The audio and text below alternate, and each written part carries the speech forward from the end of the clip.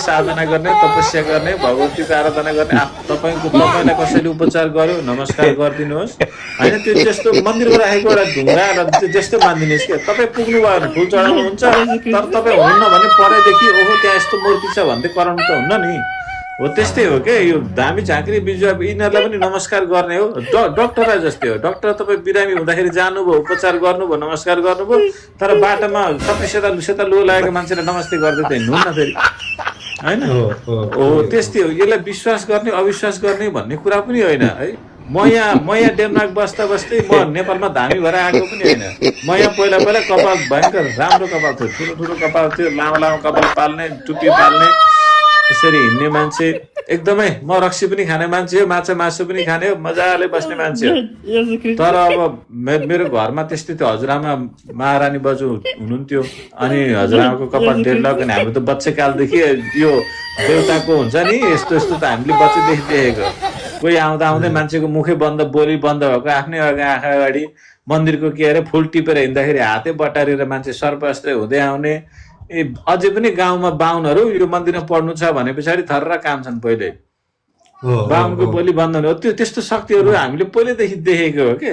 मन्दिरको बोर्डको आँप अब झार्नु हुँदैन थियो, आफै झर्थ्यो, झरिसकेपछि गएर टिप्नु पर्थ्यो होइन। त्यतिकै गएर फेरि एकचोटि मात्रै जान पाइन्छ, दुईचोटि तिनचोटि जान पाइँदैन थियो मन्दिरमा। त्यही धुपाती गर्ने मेरो हजुरआमा पनि जानु पाउनुहुन्न थियो क्या। त्यो एकदमै तरिकाले बसेको, त्यही भएर हामीले चाहिँ भोगेको हो। पछि अब तान्त्रिक हुँदै यस्तो छ भनेर अब गुरुहरूले उहाँबाट यसलाई त देउताले उहाँबाट छानेका छन्, डेनमार्कको मान्छे छ भनिसके पछाडि अनि त्यही तरिकाले सर्टेन तरिकाले बस्यो, नेपाल गयो। अब त्यो सबै आफ्नो कहानी हुन्छ नि होइन। तर यो असत्यको बाटो होइन। म डेनमार्क बसेको मान्छे हो, म साइन्स पढेको मान्छे हो होइन। म अङ्ग्रेजी भाषामा नेपाली भन्दा राम्रो बोल्न सक्छु, यहाँको डेनिस भाषा पनि राम्रोसँग बोल्न सक्छु, स्पेनिस पनि आउँछ मलाई, धेरै भाषा पनि आउँछ है।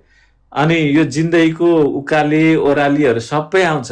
यहाँ महिनामा अलिकति मेहनत गर्ने हो भने 5-6 लाख रुपियाँ पैसा मजाले कमाउन सकिन्छ। त्यही भएर कसैलाई यो मैले यस्तो लाएर यो के फुरी लाएर कपाल बाँधेर नमस्कार गरेर यताउति गरेर 2-4 हजार पैसा मैले ल्याउनै पर्दैन। म त्यतिकै आनन्दले सिम्पल काम गरेँ भने पनि 3-4 लाख रुपियाँ पैसा कमाइन्छ है। एकदमै धेरै पैसा भएको ठाउँमा बसेर त्यो पैसाको लागि होइन। त्यही भएर अरू मान्छेहरूले पनि पैसाको लागि यो मान्छे यस्तो भयो भनेर नभन्नुहोस् के। तपाईँहरू यसरी हेर्नुहोस् कि हेर्दाखेरि होइन। जस्तो अब समीर माताले बुलाकी लाउनु भयो, साडी चोलो लाउनु भयो है, ठिक छ। तर यसमा तपाईँले हेर्नुपर्ने कुरा चाहिँ के हो भने कुनै साधुले जट्टा पाल्दैमा अनि कहिलेकाहीँ उनीहरूले त यसो पित्तलको के तिर्किएर चन्द्रमा पनि लाएर हिँड्छन् साधुहरूले, शिव भक्तले होइन। अब तिनीहरूलाई तेरो ढोङ्गी होस् यस्तो चन्द्रमा हुन्छ भनेर गाली गर्नु हुँदैन कि। बिचराहरूले प्लास्टिकको सर्प किनेर लाउँछन् होइन, अनि प्लास्टिकका त्यो के अरे खप्परका माला लाउँछन्